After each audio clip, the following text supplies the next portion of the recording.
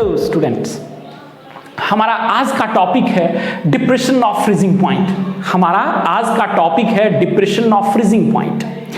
इससे पहले हम लोगों ने बॉइलिंग पॉइंट के बारे में बात की है और दूसरे कॉलिगेटिव प्रॉपर्टीज के बारे में बात की है, और वो डिस्क्रिप्शन बॉक्स में उसका लिंक है। यदि पिछला वीडियो आप लोगों ने नहीं देखा है तो उसको एक बार देख लीजिए, और फिर आगे हम लोग बढ़ते हैं depression of freezing point.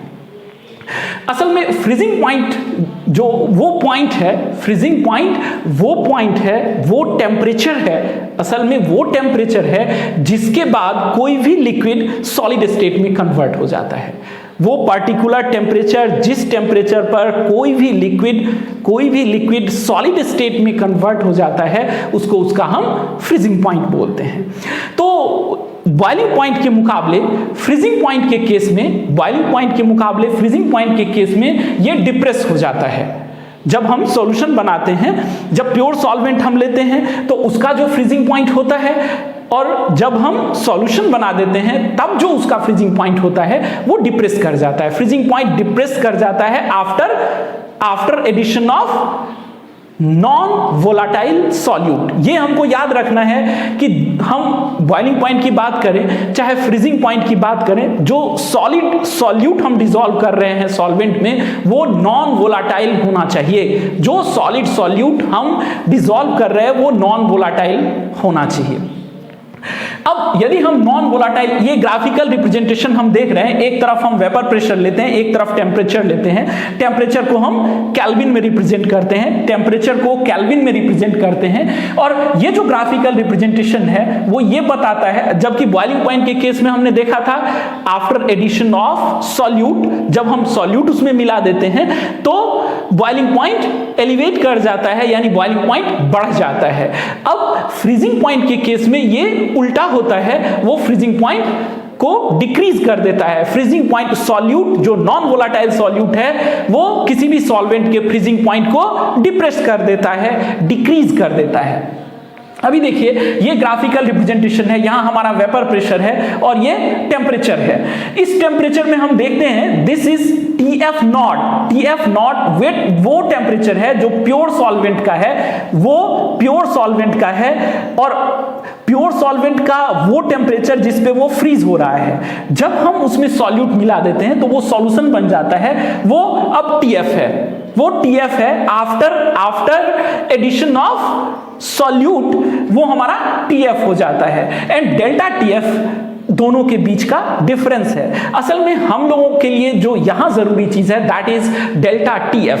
Delta TF is depression of freezing point. Delta TF is depression of freezing point and which is represented by delta TF is equals to TF naught minus TF। TF naught minus TF। Generally TF naught का जो value होता है वो हमेशा ही ज्यादा होता है और TF का वैल्यू हमेशा कम होता है, क्योंकि TF naught प्योर सॉल्वेंट को रिप्रेजेंट करता है और सॉल्यूशन के फ्रीजिंग पॉइंट को रिप्रेजेंट करता है TF। तो ये जो डेल्टा TF है हमारा, अब हम उसको क्वांटिटेटिवली कैसे कैलकुलेट करेंगे। Calculation of delta TF। Delta TF भी यहां मोलैलिटी से कैलकुलेट होगा, मोलैलिटी ऑफ सॉल्यूट। तो delta TF is directly proportional of M, that means molality, and delta TF is equals to KF into M। KF को हम molal depression constant या cryoscopic constant बोलते हैं।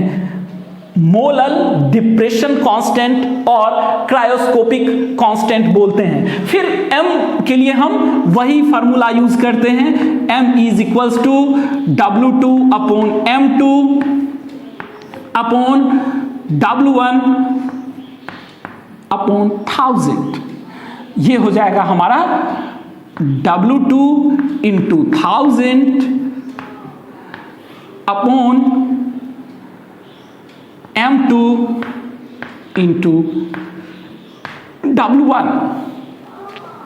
दिस इज मोलैलिटी, ये molality है। ध्यान दीजिए, हम यहाँ हर जगह मोलैलिटी यूज कर रहे हैं। मोलैलिटी हम इसलिए यूज कर रहे हैं क्योंकि हम यहाँ सॉल्वेंट के मास की बात कर रहे होते हैं, और हमेशा ही जब भी हम मोलैलिटी की बात करते हैं तो वहाँ मास of solvent in kilograms use करते हैं। इसीलिए इस टर्म में जहां भी हम यूज कर रहे हैं, जहां भी कैलकुलेशन में हम यूज कर रहे हैं, मोलैलिटी कॉन्सेंट्रेशन टर्म जो यूज कर रहे हैं, दैट इज मोलैलिटी। मोलैलिटी यहां बहुत इंपॉर्टेंट है। Now delta TF is equals to KF into W2 into 1000 upon M2 into W1।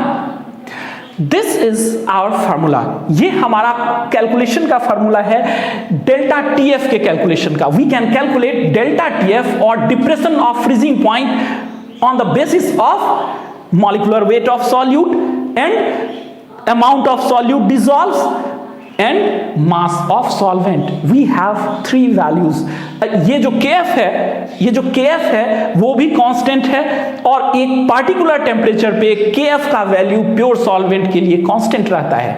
एक ध्यान दीजिए, इसको याद रखना है, KF का वैल्यू एक पार्टिकुलर टेम्परेचर पे एक पार्टिकुलर सॉल्वेंट के लिए कांस्टेंट रहता है।